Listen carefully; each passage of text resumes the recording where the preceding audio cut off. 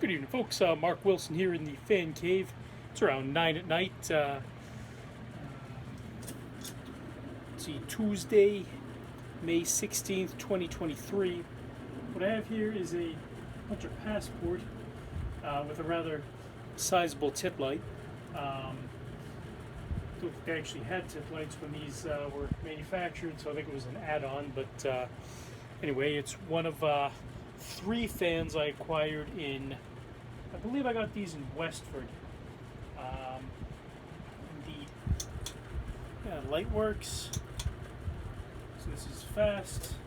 Bring it down to medium.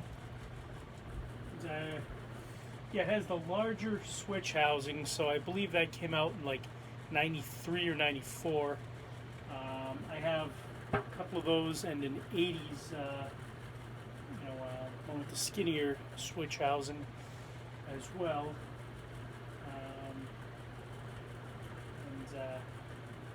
Yeah, it's polished brass with the oak blades. Very popular back in the 90s.